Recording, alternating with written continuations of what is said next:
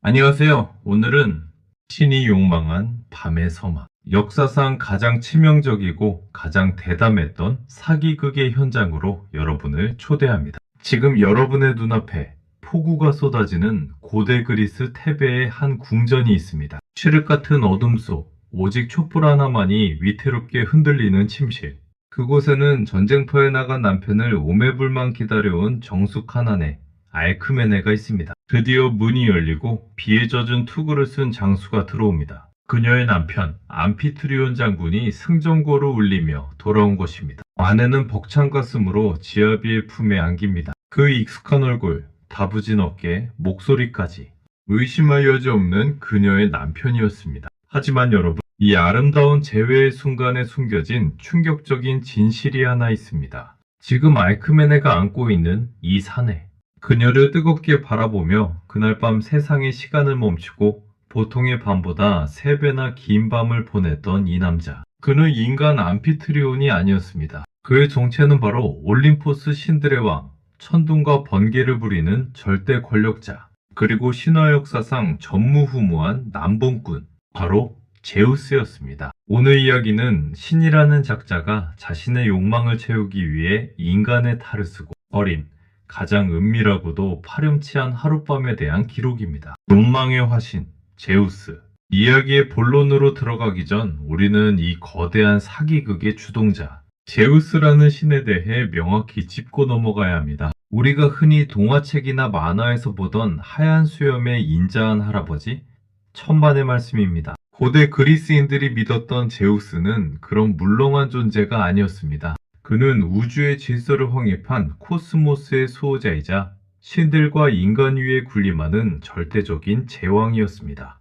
그가 손에 쥔 번개줄기 케라우노스는 산을 부수고 티탄 신족마저 무릎 꿇리는 공포 그 자체였죠. 그 누구도 감히 그의 권위에 도전할 수 없었습니다. 하지만 빛이 강하면 그림자도 짙은 법. 이 절대적인 권력자에게는 치명적인 약점이 하나 있었으니 바로 주체할 수 없는 세교, 서기였습니다. 제우스의 눈에 든다는 것. 그것은 신이든 요정이든 인간이든 간에 재앙의 시작이나 다름없었습니다. 그의 욕망 앞에서는 체면도, 도덕도, 심지어 자신의 아내인 여신 헤라의 눈치도 소용없었습니다. 그는 원하는 것을 얻기 위해서라면 무엇이든 했습니다. 스파르타의 왕비 레다를 유혹하기 위해 연약한 백조로 변신했고 페니키아의 공주 에우로페를 납치하기 위해 아름다운 황소로 둔갑했죠. 때로는 황금비가 되어 탑에 갇힌 여인에게 스며들기도 했습니다. 그에게 변신 능력은 세상을 통치하는 수단이 아니라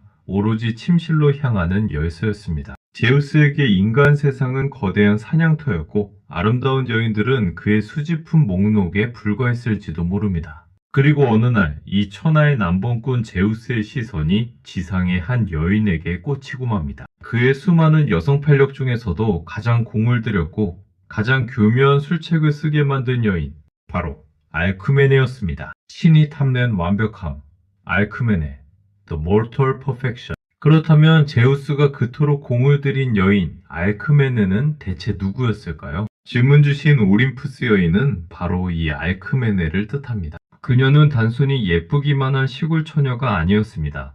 그녀의 핏줄부터가 남달랐죠. 그녀는 메두사의 목을 베었던 전설적인 영웅 페르세우스의 손녀였습니다. 즉 뼈대 있는 영웅 가문의 고귀한 혈통을 타고난 여인이었죠. 고대 기록들은 알크메네를 이렇게 묘사합니다. 당대 그 어떤 여인보다 키가 크고 아름다웠으며 그녀의 지혜와 정숙함에 비할 자가 없었다. 그녀는 미케네의 공주로 태어났지만 가문의 비극으로 인해 테베로 망명하여 했던 비운의 여인이기도 했습니다. 자신의 형제들을 모두 죽인 원수 타포스인들에 대한 복수를 조건으로 사촌인 암피트리온과 결혼을 약속했죠. 여기서 중요한 포인트가 있습니다. 알크메네는 그 누구보다 정조관념이 투철한 여인이었습니다. 그녀는 남편 암피트리온에게 내 형제들의 원수를 갚고 돌아오기 전까진 잠자리를 허락하지 않겠다고 선언했습니다. 암피트리온은 아내와의 첫날 밤을 위해 목숨을 걸고 전쟁터로 떠나고 알크메네는 그런 남편을 기다리며 수절하고 있었던 것입니다. 바로 이 지점입니다. 제우스가 흥분한 지점이 지금까지 제우스가 만났던 여인들은 대부분 그의 압도적인 힘에 굴복하거나 그의 화려한 유혹에 넘어갔습니다. 하지만 알크메네는 달랐습니다. 그녀는 그 어떤 유혹에도 흔들리지 않는 철옹성 같은 여인이었죠. 그녀의 고결함은 오히려 제우스의 비뚤어진 정복욕에 기름을 부었습니다. 가질 수 없어 보이기에 더욱 가지고 싶은 것. 게다가 그녀는 훗날 신들의 전쟁 기간 토마키아를 끝낼 위대한 영웅을 낳을 운명을 지닌 여체이기도 했습니다. 열대 권력을 가진 호색한 제우스, 그리고 그 어떤 유혹에도 넘어가지 않은 완벽한 철벽녀 알크메네. 이 모순된 관계를 풀기 위해 제우스는 신으로서의 자존심마저 버리고 가장 치졸한 방법을 선택합니다. 그녀가 세상에서 유일하게 마음을 여는 존재, 바로 그녀의 남편 암피트리온이 되기로 결심한 것입니다. 자, 이제 무대는 세팅되었습니다. 진짜 남편은 전쟁터에서 피를 흘리고 있고 가짜 남편은 욕망에 번들거리는 눈으로 침실 문 앞에 섰습니다. 과연 이 비극적인, 아니 희극적인 밤은 어떻게 흘러갔을까요? 완벽한 범죄를 위해 제우스가 가장 먼저 한 일은 변신이 아니었습니다. 그는 시간부터 조작했습니다. 위대한 영웅 헤라클레스를 잉태하기 위해서는, 그리고 오랫동안 눈여겨본 여인과의 쾌락을 즐기기 위해서는 고작 하룻밤의 시간으로는 턱없이 부족했기 때문입니다. 제우스는 태양신 헬리오스에게 명령을 내립니다. 내일 아침 태양의 전차를 끌고 나오지 마라. 달의 여신 셀레네는 천천히 움직이고 잠의 신 힘노스는 세상 모든 인간들을 깊은 잠에 빠뜨려라.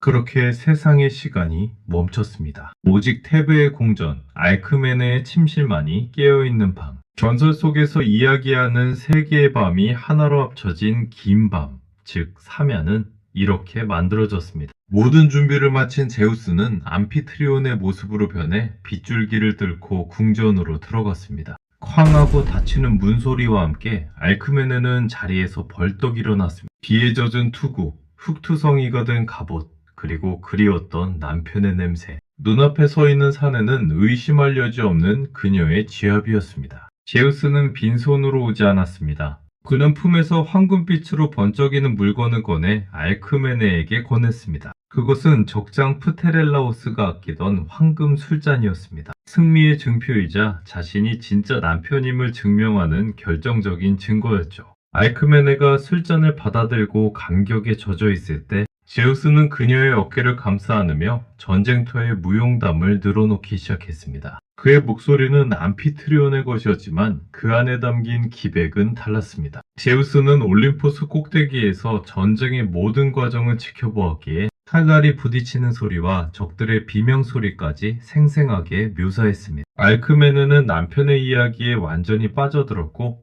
무사히 돌아와준 그가 그저 고맙고 사랑스러울 뿐이었습니다. 하지만 침실의 촛불이 하나둘 꺼지고 두 사람이 침상에 올랐을 때 분위기는 급변했습니다. 알크메네는 남편을 품에 안기는 순간 기이한 전율을 느꼈습니다. 늘 조심스럽고 투박했던 남편의 손길이 그날따라 낯설도록 능숙하고 대담했기 때문입니다. 살갗에 닿는 그의 체온은 마치 용광로처럼 뜨거웠습니다. 제우스의 눈빛은 지친 기색이라곤 찾아볼 수 없이 맹수처럼 번들거렸고 그가 내뱉는 거친 숨소리는 침실의 공기를 무겁게 짓눌렀습니다. 알크메네가 잠시 당황하여 몸을 뒤척이자 제우스는 더 강한 힘으로 그녀를 끌어안았습니다. 그것은 거부할 수 없는 제왕의 힘이자 인간의 이성을 마비시키는 신의 권능이었습니다. 보통 때라면 이미 동이 텄어야 할 시간이었지만 창밖은 여전히 칠흑 같은 어둠이었습니다. 멈춰버린 시간 속에서 제우스는 억눌러왔던 욕망을 폭포수처럼 쏟아냈습니다. 알크메네는 생각했습니다. 전쟁터에서 겪은 생사의 고비가 남편을 이렇게 거칠고 뜨겁게 만든 것일까?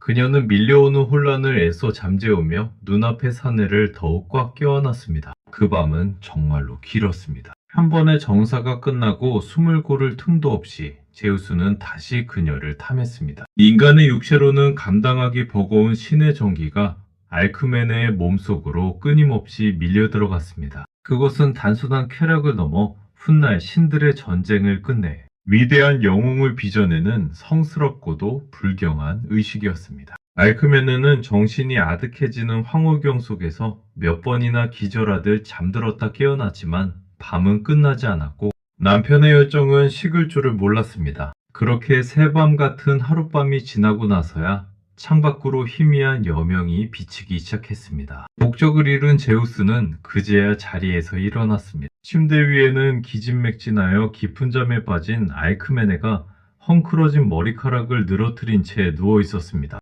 제우스는 만족스러운 미소를 지으며 누구에게도 들키지 않게 바람처럼 침실을 빠져나갔습니다. 방 안에는 두 사람이 나눈 뜨거운 열기와 묘한 사양 냄새만이 짙게 남아 있었죠. 그리고 비극은 바로 그 다음 순간 시작되었습니다. 제우스가 떠나고 얼마 지나지 않아 진짜 암피트리온이 궁전에 도착한 것입니다. 그는 아내를 볼 생각에 들떠 전차에서 뛰어내렸습니다. 전쟁을 승리로 이끌고 돌아온 당당한 개선장군으로서 아내의 뜨거운 환영을 기대하며 침실 문을 벌컥 열었죠. 여보, 내가 돌아왔소.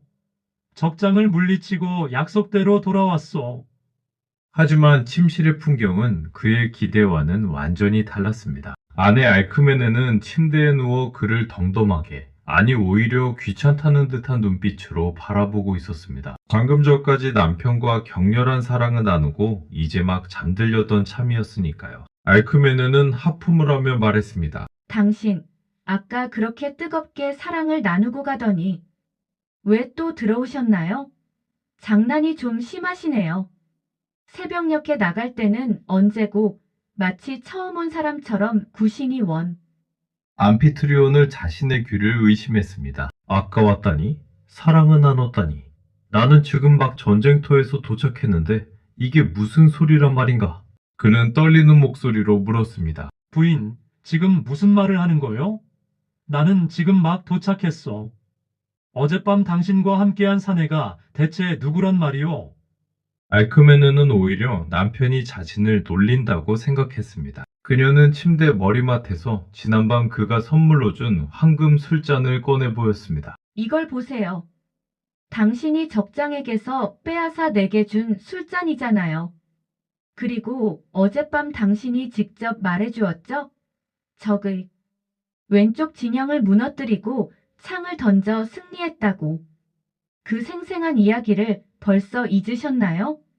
암피트리온은 공포에 질렸습니다. 그것은 분명 자신의 가방 속에 있어야 할 전리품이었습니다. 게다가 아내가 없는 전쟁터의 이야기는 암피트리온만이 알고 있는 비밀스러운 전술과 일치했습니다. 내 기억과 똑같은 기억을 가진 존재, 내가 가진 전리품을 이미 아내에게 건넨 존재, 도대체 내 아내의 침실에 누가 다녀갔단 말인가? 분노와 질투, 그리고 알 수 없는 두려움에 휩싸인 암피트리온. 그는 아내가 부정을 저질렀다고 의심했지만 눈앞의 증거들은 너무나 완벽하게 자신을 가리키고 있었습니다. 인간의 머리로는 도저히 풀 수 없는 미스터리 앞에서 이 불쌍한 남편은 당대 최고의 예언자 테이레시아스를 찾아가기에 이릅니다. 그리고 그곳에서 그는 청천벽력 같은 진실을 듣게 됩니다. 장군이여, 당신의 아내를 품은 것은 인간이 아닙니다.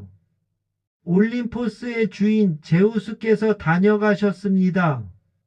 그가 당신의 모습으로 변해 길고 긴 밤을 보냈으니 이를 어찌 인간의 잣대로 판단하겠습니까?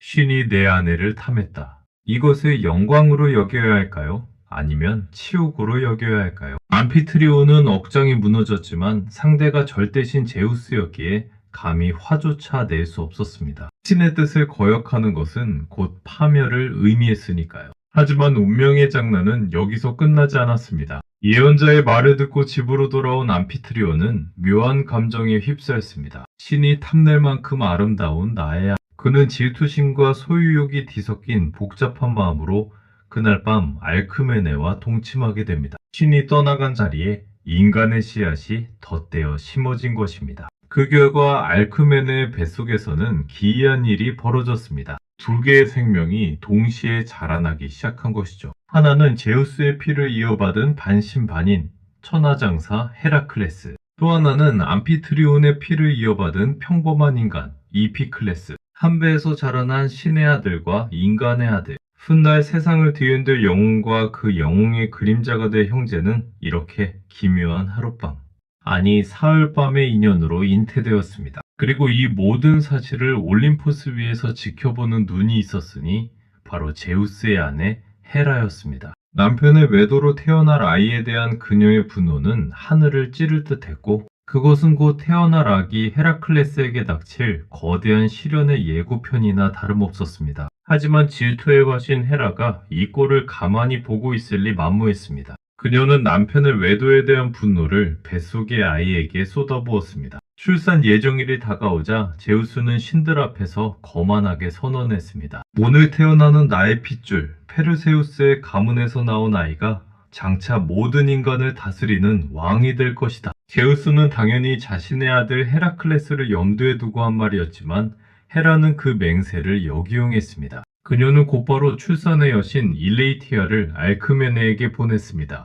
여신은 알크메네의 방문 앞에서 다리를 꼬고 양손을 깍지 낀 채 주문을 외워 아이가 밖으로 나오지 못하게 막아버렸습니다. 산모의 고통은 이루 말할 수 없었습니다. 알크메네가 며칠 밤낮을 산통에 몸부림치며 죽음의 문턱을 오가는 사이 헤라는 제우스의 또 다른 핏줄이자 칠삭둥이였던 에우리스테우스를 먼저 태어나게 만들어버렸습니다. 제우스가 뱉은 맹세 때문에 장차 왕이 될 운명이 헤라클레스에서 에우리스테우스로 뒤바뀌는 순간이었습니다. 우여곡절 끝에 신유의 기지로 출산의 여신이 놀라 도망가고 나서야 알크메네는 가까스로 쌍둥이를 낳을 수 있었습니다. 하지만 헤라의 집요한 복수는 여기서 끝나지 않았습니다. 어느 깊은 밤 생후 8개월 된 아기들이 곤히 자고 있는 방으로 서늘한 그림자 두 개가 소리 없이 기어들었습니다. 헤라가 보낸 맹독을 가진 거대한 뱀 2마리였습니다. 뱀들은 푸른 비늘을 번득이며 요람을 타고 올랐고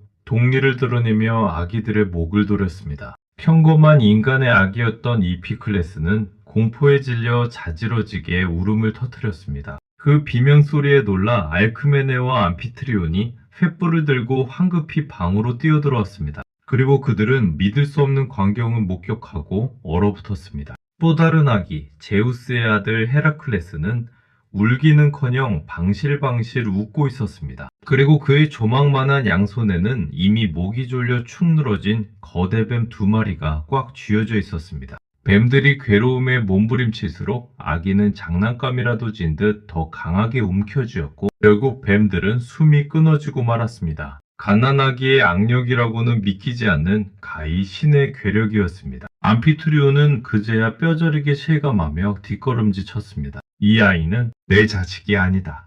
감히 내가 범접할 수 없는 진짜 신의 씨앗이다. 횃불이 일렁이는 요람한 뱀의 시체를 쥐고 천진난만하게 웃는 아기의 모습.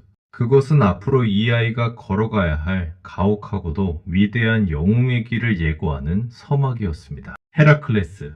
헤라의 영광이라는 뜻을 가진 이름을 얻었지만 아이러니하게도 그는 평생토록 헤라가 내리는 시련과 맞서 싸워야 할 운명을 안고 태어난 것입니다. 그렇게 신화 역사상 가장 힘센 영웅의 전설은 시작되었습니다. 뱀을 목졸라 죽인 아기는 무럭무럭 자라났습니다. 그 성장 속도는 인간의 범주를 아득히 넘어섰습니다. 10살이 채 되기도 전에 이미 성인 남성보다 덩치가 컸고 눈에서는 신들만이 뿜어낸다는 기이한 광채가 이글거렸습니다. 양아버지 암피트리온은 두려움과 기대가 뒤섞인 마음으로 당대 최고의 스승들을 불러 모았습니다. 전차 모는 법, 칼을 쓰는 법, 활을 쏘는 법. 헤라클레스는 가르쳐주는 족족 스펀지처럼 흡수했습니다. 무술에 있어서만큼은 그를 따라갈 자가 없었죠. 하지만 문제는 의외의 곳에서 터졌습니다. 바로 음악 시간이었습니다. 음악가 리노스가 헤라클레스에게 리라 연주를 가르치던 중이었습니다. 손가락 힘이 너무 센 헤라클레스가 자꾸 줄을 끊어먹자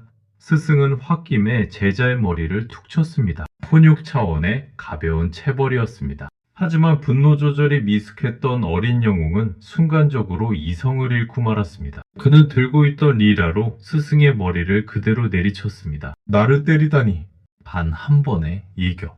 그저 반사적인 행동이었지만 신의 계력을 가진 그의 손 속에 평범한 인간인 스승은 그 자리에서 즉사하고 말았습니다. 살인자가 된 소년. 재판에서는 정당방위로 풀려났지만 암피트리온은 큰 충격을 받았습니다. 이 아이를 도시 안에 두었다가는 또 무슨 사단이 날지 모른다. 결국 헤라클레스는 키타이론 산으로 보내져 거친 목동 생활을 하게 됩니다. 화려한 궁전 대신 야생의 산속에서 그는 사자를 맨손으로 때려잡고 곰과 씨름하며 진정한 야수로 거듭났습니다. 키는 2m가 넘었고 근육은 바위처럼 단단해졌으며 그가 걸을 때마다 땅이 울렸다고 전해집니다. 소년이 된 헤라클레스는 테베를 위협하던 적국 오르코메노스를 단신으로 박살내며 화려하게 귀환했습니다. 페베의 왕 크레오는 이 위대한 영웅에게 감복하여 자신의 딸 공주 메가라를 아내로 주었습니다. 영웅에게 찾아온 평화,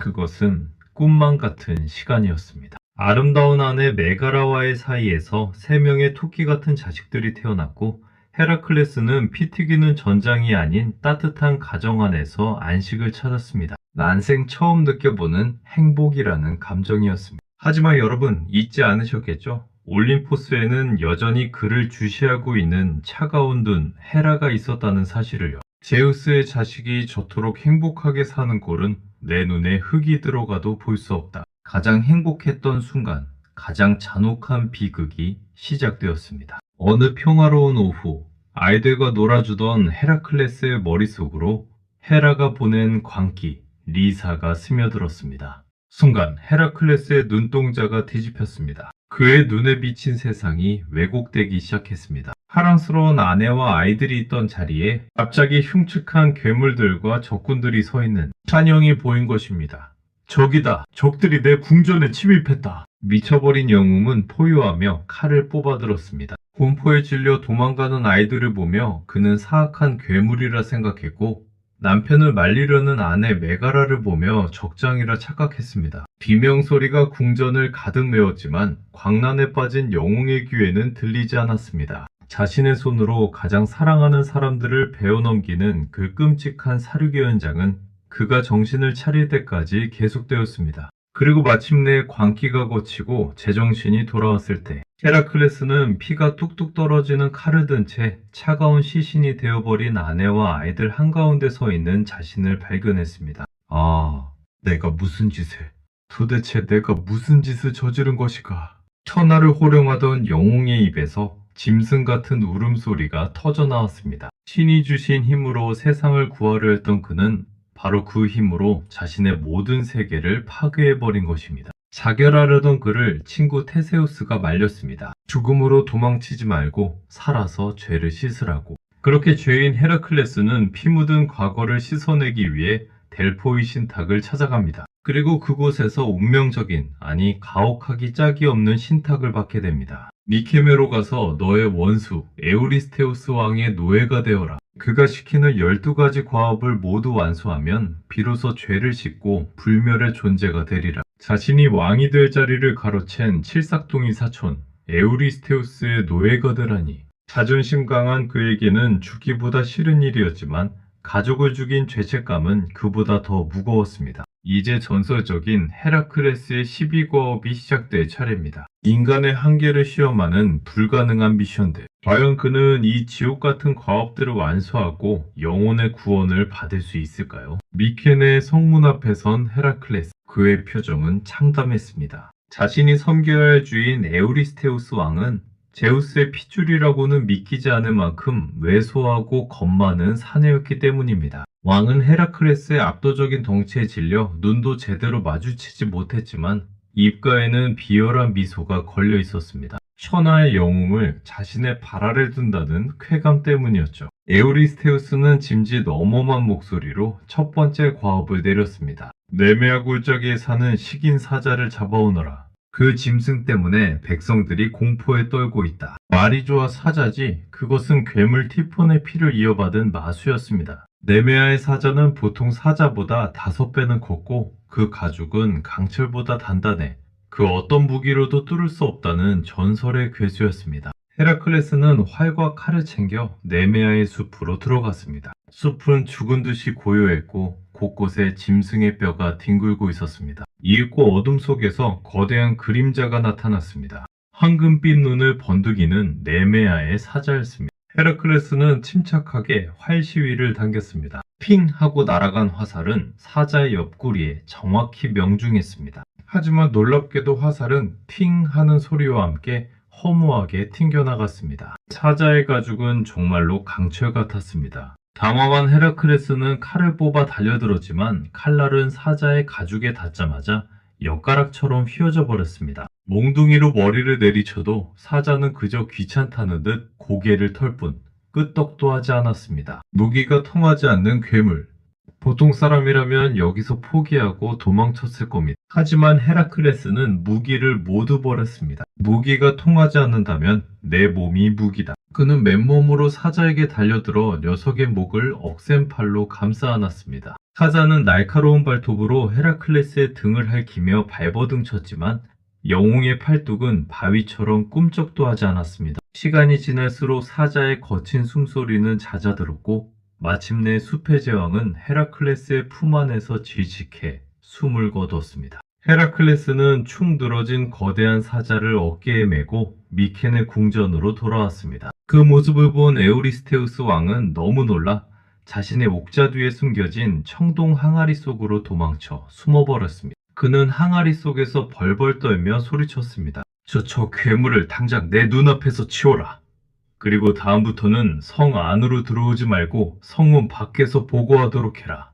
헤라클레스는 사자의 가죽을 벗겨 갑옷처럼 걸치고 사자의 머리를 투구처럼 썼습니다. 이제 그 무엇도 뚫을 수 없는 절대 방어구를 얻게 된 것입니다. 우리가 흔히 아는 사자 가죽을 쓴 헤라클레스의 이미지는 바로 이때 완성되었습니다. 하지만 숨 돌릴 틈도 없이 두 번째 과업이 떨어졌습니다. 이번에는 늪지대 레르네에 사는 물뱀 히드라를 처단하는 것이었습니다. 히드라는 머리가 9개 달린 거대한 뱀으로 입에서 뿜어내는 동무는 스치기만 해도 살이 썩어 들어가는 맹독을 품고 있었습니다. 게다가 녀석은 불사신에 가까운 능력을 가지고 있었죠. 헤라클레스는 조카 이올라우스를 마부로 데리고 늪지대로 향했습니다. 독한 안개 속에서 히드라가 9개의 머리를 치켜들고 슉슉거리는 소리를 냈습니다. 헤라클레스는 숨을 참고 칼을 휘둘러 녀석의 머리 하나를 댕강 잘라냈습니다. 그런데 그 순간 끔찍한 일이 벌어졌습니다. 잘려나간 목에서 피가 솟구치더니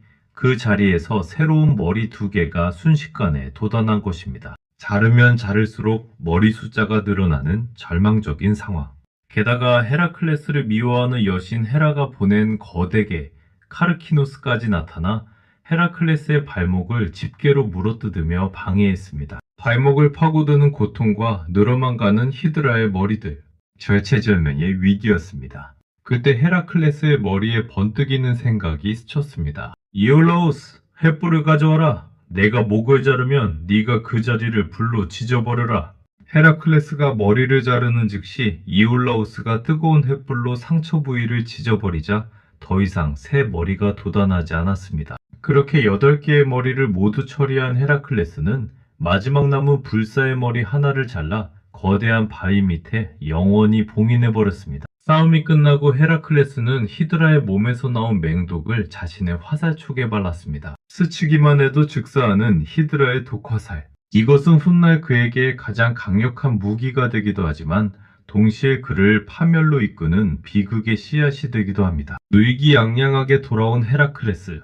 하지만 에우리스테우스 왕은 딴지를 걸었습니다. 조카의 도움을 받았으니 이번 과업은 무효다. 이건 횟수에 포함시킬 수 없어. 치졸한 트집이었지만 노예 신세인 헤라클레스는 묵묵히 참을 수밖에 없었습니다. 과연 남은 과업들은 또 얼마나 험난할까요?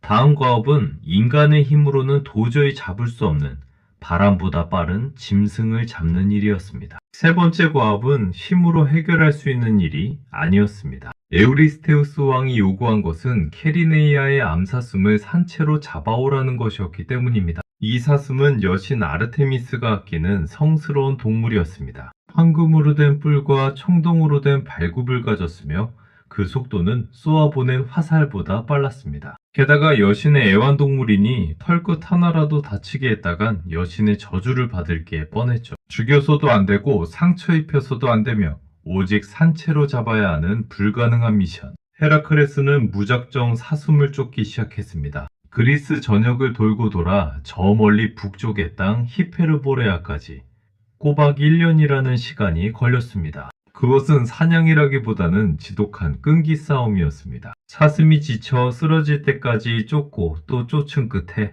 헤라클레스는 강을 건너려다 잠시 주춤한 사슴을 덮쳐 포획하는 데 성공했습니다. 사슴을 둘러매고 돌아오는 길 우레를 떤 일이 벌어졌습니다. 숲의 주인 아르테미스 여신과 마주친 것입니다. 여신은 자신의 성수를 건드린 인간에게 진노하여 활을 겨누었습니다. 감히 나의 사슴을 훔쳐가려 하다니 죽음이 두렵지 않으냐? 절체절명의 순간 헤라클레스는 무릎을 꿇고 호소했습니다. 여신이여, 이것은 저의 의지가 아닙니다. 미케네의 왕 에우리스테우스의 명령에 따른 것일 뿐입니다. 저는 그저 죄를 씻고자 하는 불쌍한 노예에 불과합니다. 다행히 그의 진심 어린 호소와 딱한 처지를 이해한 아르테미스는 분노를 거두고 사슴을 잠시 빌려주기로 허락했습니다. 단, 보여주고 나서 즉시 돌려보내야 한다는 조건으로 말이죠. 헤라클레스는 안도의 한숨을 내쉬며 세 번째 과업을 완수했습니다. 하지만 네 번째 과업,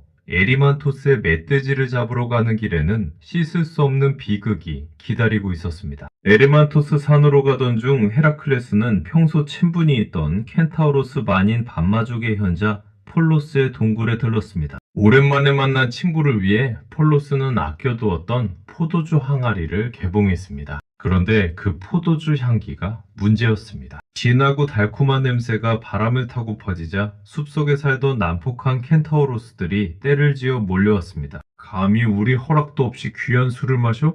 술 냄새를 맡고 흥분한 괴물들은 바위와 나무를 던지며 공격해왔고 헤라클레스는 자신과 친구를 지키기 위해 활을 들었습니다. 히드라의 독이 발린 그 치명적인 화살들을 말이죠.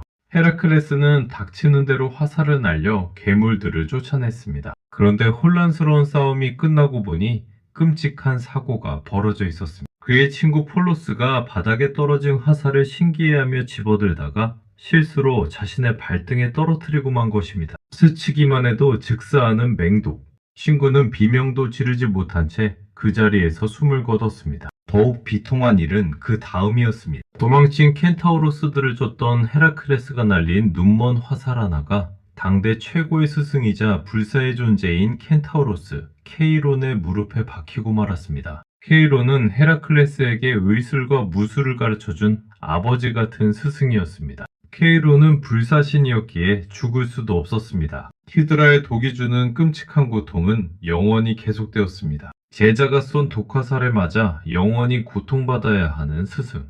헤라클레스는 피눈물을 흘리며 스승의 고통을 덜어드리기 위해 제우스에게 간청해야 했고 결국 케이론은 자신의 불사 능력을 프로메테우스에게 넘겨주고 나서야 편안히 눈을 감을 수 있었습니다. 자신의 힘이, 자신의 무기가 가장 소중한 사람들을 해칠 수도 있다는 죄책감. 헤라클레스는 무거운 마음을 안고 에리만토스 산으로 올라갔습니다. 그는 분풀이라도 하듯 멧돼지를 쫓았습니다. 괴성을 지르며 멧돼지를 깊은 눈밭으로 몰아넣었고 눈에 파묻혀 꼼짝 못하는 녀석을 생포했습니다. 거대한 멧돼지를 어깨에 메고 미케네 궁전으로 돌아왔을 때 에우리스테우스 왕은 이번에도 겁에 질려 청동 항아리 속에 숨어버렸습니다. 제발 저리 치워라. 꿀꿀거리는 소리도 듣기 싫다. 왕의 우스꽝스러운 꼴을 보며 헤라클레스는 씁쓸하게 웃었지만 그의 마음 한구석에는 죽은 친구와 스승에 대한 슬픔이 멍처럼 깊게 남아 있었습니다. 이제 다섯 번째 에우리스테우스는 헤라클레스의 길을 꺾기 위해 영웅에게는 어울리지 않는 가장 더럽고 치욕적인 임무를 준비했습니다. 앨리스의 왕 아우게이아스의 외양간을 청소해라. 단 하루 만에 끝내야 한다. 그것은 그냥 외양간이 아니었습니다. 소 3,000마리가 살고 있었고 무려 30년 동안 단 한 번도 청소하지 않아 똥이 산처럼 쌓여 있는 곳이었습니다. 그 악취는 근처의 작물들을 말려주기 정도였죠. 이것을 하루 만에 치우라니 사실상 불가능한 명령이었습니다. 하지만 헤라클레스는 삽이나 빗자루를 들지 않았습니다. 그는 대신 외양간 근처를 흐르는 두 개의 강, 알페이우스 강과 페네이우스 강을 바라보았습니다. 그리고는 엄청난 괴력으로 바위를 들어 강물의 줄기를 틀어버렸습니다. 푸르릉, 쾅쾅. 거대한 강물이 둑을 넘어 외양간으로 들이닥쳤습니다. 30년 묵은 솥똥과 오물들은 성난 물살에 휩쓸려 순식간에 씻겨 내려갔습니다. 하루는커녕 반나절 만에 외양간은 티끌 하나 없이 깨끗해졌습니다. 힘이 아니라 지혜, 그리고 토목공사 능력을 발휘한 것입니다. 그러나 에우리스테우스는 이번에도 억지를 부렸습니다. 강물이 청소를 했지 네가 한 게 아니지 않느냐? 그리고 아우게이아스 왕에게 보수를 받기로 했다면서 돈을 받고 한 일은 과업으로 인정할 수 없다. 이로써 히드라 퇴치에 이어 두 번째 무효 판정. 10개의 과업만 하면 되었던 계약은 이렇게 12개로 늘어나게 됩니다. 억울함에 치를 떠는 헤라클레스. 하지만 다음 과업은 더 끔찍했습니다. 이번에는 쇳소리를 내는 청동부리와 발톱으로 사람을 잡아먹는 괴족과이죠. 스팀팔로스의 새들을 처치해야 했습니다. 수천 마리의 새들이 하늘을 뒤덮어 낮에도 어둠이 내린다는 그곳으로 영웅은 다시 발걸음을 옮깁니다. 여섯 번째 과업. 스팀팔로스의 숲은 낮인데도 밤처럼 어두웠습니다. 하늘을 뒤덮은 괴물새들의 날개 때문이었습니다. 녀석들은 청동으로 된 날카로운 부리와 발톱을 가졌고 하늘에서 강철 깃털을 화살처럼 쏘아대며 사람들을 사냥했습니다. 숲이 너무 울창해 활을 쏠 각도가 나오지 않았고 새들은 나무 꼭대기에 숨어 내려오지 않았습니다. 힘으로 해결할 수 없는 난감한 상황. 헤라클레스가 고민에 빠져 있을 때 지혜의 여신 아테나가 도움의 손길을 내밀었습니다. 그녀는 대장장이신 헤파이스토스가 만든 거대한 청동 꽹과리 크로탈라를 건넸습니다. 이것을 두드려라. 그 소리가 놈들을 깨울 것이다. 헤라클레스는 언덕 위로 올라가 있는 힘껏 꽹과리를 두드렸습니다. 챙, 챙, 챙.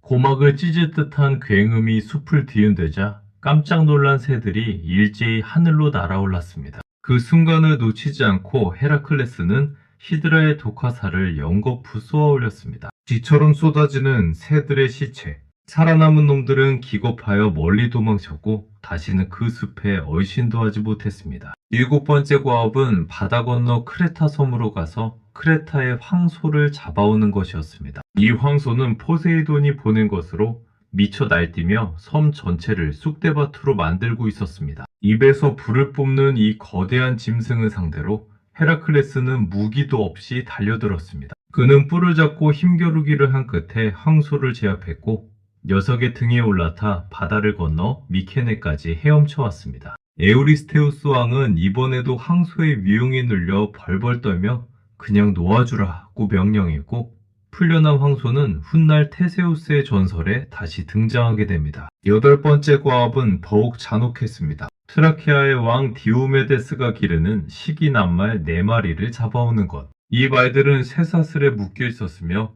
여물을 먹는 대신 사람의 생사를 뜯어먹는 괴물들이었습니다. 디오메데스 왕은 지나가는 나그네들을 잡아 자신의 애마들에게 먹이로 주는 악취미를 가진 자였습니다. 분노한 헤라클레스는 병사들을 물리치고 사악한 왕 디오메데스를 잡아 그의 말들이 있는 구유에 던져버렸습니다. 네가 키운 괴물들이다. 너의 살로 배를 채워라.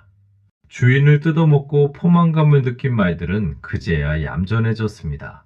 헤라클레스는 순해진 말들을 끌고 미케네로 돌아왔고 잔혹한 왕의 최후는 인과응보의 교훈을 남겼습니다. 아홉 번째 과업은 조금 색다른 임무였습니다. 에우리스테우스의 딸이 아마존의 여왕 히폴리테의 허리띠를 갖고 싶어 했기 때문입니다. 그 허리띠는 전쟁의 신 아레스가 선물한 것으로 아마존 종족의 권위를 상징하는 물건이었습니다. 여전사들의 나라 아마존에 도착한 헤라클레스. 의외로 일은 쉽게 풀리는 듯 했습니다. 여왕 히폴리테는 헤라클레스의 명성을 익히도록 알고 있었고 그의 당당한 풍채에 반해 순순히 허리띠를 내어주겠다고 약속했습니다. 힘을 쓰지 않고도 과업을 완수할 수 있는 평화로운 결말이 눈앞에 있었죠. 하지만 이를 지켜보던 질투의 여신 헤라가 가만히 있을 리 없었습니다. 헤라는 아마존의 여전사로 변신해 병영을 돌아다니며 거짓 소문을 퍼뜨렸습니다. 이방인이 우리 여왕님을 납치하려 한다.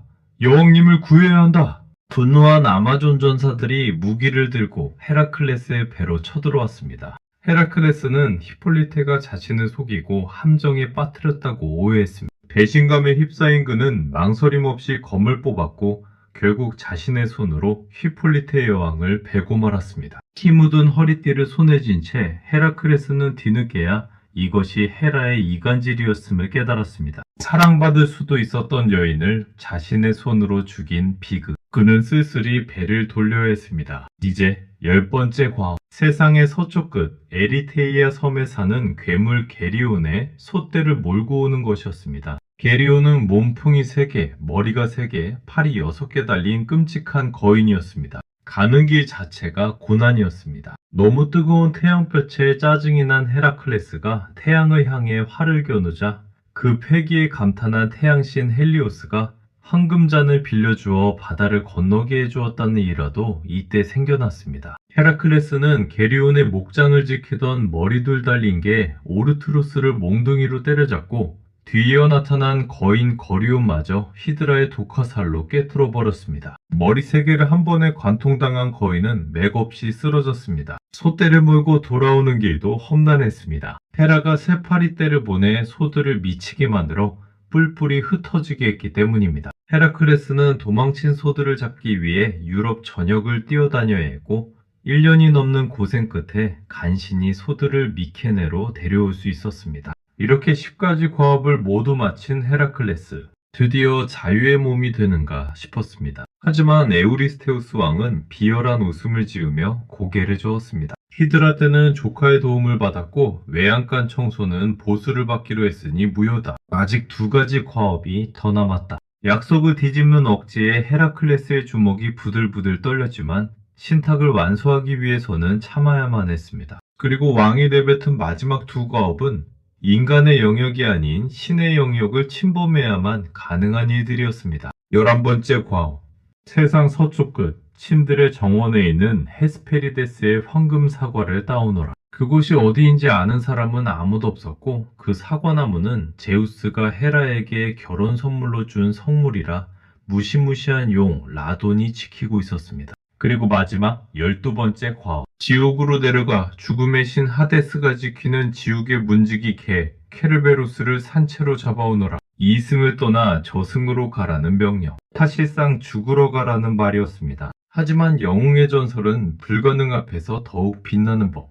헤라클레스는 마지막 여정을 위해 신발끈을 조여맸습니다. 헤라클레스는 11번째 과업을 위해 세상의 끝 서쪽으로 향했습니다. 하지만 황금 사과가 있는 헤스페리데스의 정원이 어디에 있는지 아는 자는 아무도 없었습니다. 그는 바다에 놓인 네레우스를 붙잡아 길을 물었고 코카서스 산맥에 묶여 독수리에게 간을 쪼아 먹히던 프로메테우스를 구해주고서야 정원으로 가는 단서를 얻을 수 있었습니다. 우여곡절 끝에 도착한 서쪽 끝에는 거인 아틀라스가 어깨로 무거운 하늘을 떠받치고 있었습니다. 그는 제우스에게 반기를 든 죄로 영원히 하늘을 바치는 형벌을 받고 있었습니다. 헤라클레스는 아틀라스에게 제안했습니다. 내가 대신 하늘을 들어줄 테니 당신의 딸들이 지키는 정원에서 황금 사과를 좀 따다 주시오. 아틀라스는 흔쾌히 수락했습니다. 지긋지긋한 형벌에서 잠시라도 벗어날 수 있는 기회였으니까요. 헤라클레스가 어깨에 우주를 짊어지는 동안 아틀라스는 사과를 따왔습니다. 하지만 자유의 맛을 본 아틀라스는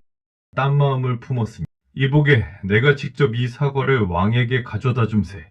자네는 계속 하늘을 바치고 있게나 영원히 하늘을 떠받치게 될 위기. 하지만 헤라클레스는 당황하지 않고 꾀를 냈습니다. 좋소. 하지만 머리가 너무 아프니 머리에 또아리를 좀 틀고 받칠 수 있게 잠시만 들어주시오. 어리석은 아틀라스가 그 정도야 어렵지 않지 하며 다시 하늘을 넘겨받는 순간 헤라클레스는 사과를 챙겨 잽싸게 도망쳤습니다. 힘뿐만 아니라 지혜로도 신을 이긴 것입니다. 이제 대망의 마지막 12번째 과업. 한자의 몸으로 죽음의 세계, 저승으로 내려가는 일이 남았습니다. 헤라클레스는 타에나론 곳에 있는 지옥의 입구를 통해 지하 세계로 들어갔습니다. 뱃사공 카론을 위협해 스틱스 강을 건넜고 수많은 망령들을 해치고 지옥의 왕 하데스 앞에 섰습니다. 명색이 제우스의 아들이자 천하장사였기에 하데스도 그를 함부로 대할 수는 없었습니다. 삼촌 사촌 동생인 제가 과업 때문에 케르베로스를 잠시 빌려가야겠습니다. 하데스는 음산한 목소리로 조건을 걸었습니다. 좋다. 단 무기를 쓰지 말고 맨손으로 그놈을 제압한다면 데려가도 좋다. 헤라클레스는 지옥의 문을 지키는 머리 색 달린 괴견 케르베로스에게 다가갔습니다. 녀석은 뱀으로 된 꼬리를 휘두르며 달려들었지만 헤라클레스는 사자가죽으로 몸을 보호하며 녀석의 목 3개를 동시에 졸라버렸습니다. 질식한 케르베로스가 깨갱거리며 항복하자 그는 강아지처럼 녀석을 끌고 이승으로 올라왔습니다. 지옥의 개를 보고 기겁한 에우리스테우스 왕은 또다시 항아리 속으로 숨으며 비명을 지렀습니다. 알았다. 이제 그만. 제발 그 괴물들을 다 데리고 꺼져라. 너는 자유다. 장장 12년에 걸친 12과업이 모두 끝나는 순간이었습니다. 자유의 몸이 된 헤라클레스는 다시 행복을 꿈꿨습니다. 칼리돈의 공주 데이아니라와 재혼하여 평범한 삶을 살고자 했죠. 하지만 영웅의 운명은 그를 가만히 두지 않았습니다. 비극의 씨앗은 뜻하지 않은 곳에서 싹텄습니다. 부부가 강을 건너려 할 때 뱃사공 노릇을 하던 켄타우로스 네소스가 데이아니라를 등에 태우고 도망치며 겁탈하려 했습니다. 분노한 헤라클레스는 강 건너편에서 활을 쏘았습니다. 히드라의 맹독이 묻은 화살은 네소스의 심장을 정확히 꿰뚫었습니다. 죽어가던 네소스는 데이아니라에게 끔찍한 거짓말을 남겼습니다. 내 피를 받아두시오. 만약 남편의 마음이 변하면 이 피를 옷에 묻혀 입히시오. 그러면 사랑이 다시 돌아올 것이오. 그것은 사랑의 묘약이 아니라 히드라의 독이 섞인 저주의 피였습니다. 세월이 흘러 헤라클레스가 다른 여자를 데려왔다는 오해를 하게 된 데이안이라는 남편의 사랑을 되찾고 싶은 마음에 네소스의 피가 묻은 속옷을 헤라클레스에게 보냈습니다. 아무것도 모르는 헤라클레스가 그 옷을 입는 순간 지옥불 같은 고통이 시작되었습니다. 체온에 녹아든 히드라의 독이 피부를 파고들어 뼈를 녹이고 살을 태웠습니다. 옷을 벗으려 하면 살점이 함께 뜯겨나갔습니다. 아! 차라리 나를 죽여라! 천하무적이었던 영웅도 보이지 않는 맹독 앞에서는 속수무책이었습니다. 죽고 싶어도 강인한 생명력 때문에 죽지 못하는 생지옥. 그는 고통 속에 울부짖으며 스스로 장작더미를 쌓고 그 위로 올라갔습니다. 자신의 육체를 불태워 고통을 끝내려 한 것입니다. 타오르는 불길 속에서 헤라클레스의 인간적인 육체, 고통받던 껍데기는 재가 되어 사라졌습니다. 그 순간 하늘에서 천둥이 치며 제우스의 전차가 내려왔습니다. 내 아들아, 고생 많았다. 이제 신들의 자리로 오라. 인간의 몸으로 태어나 숱한 고난을 겪고 세상을 구했던 영웅. 그는 죽음을 통해 비로소 완전한 신신으로 다시 태어났습니다. 올림포스로 올라간 그는 자신을 그토록 괴롭혔던 헤라와도 화해하고 청춘의 여신 헤벨을 아내로 맞이하여 영원한 안식을 얻었습니다. 제우스의 바람기로 시작된 한 아이의 운명. 가혹한 시련 속에서도 굴하지 않고 자신의 길을 개척했던 헤라클레스라는 이름은 힘센 남자의 대명사를 넘어 인간 의지의 승리를 보여주는 영원한 신화로 밤하늘의 별자리가 되어 지금도 우리를 비추고 있습니다. 하지만 여러분, 올림포스의 장막 뒤에는 아직 우리가 모르는 더 은밀하고 더 충격적인 이야기들이 수없이 숨겨져 있습니다. 다음 밤 신화 속 또 다른 주인공들의 숨겨진 야담 예단이 궁금하시다면 구독과 좋아요를 눌러주세요. 여러분의 관심이 제우스의 번개보다 더 강력한 힘이 되어 다음 이야기를 이끌어냅니다.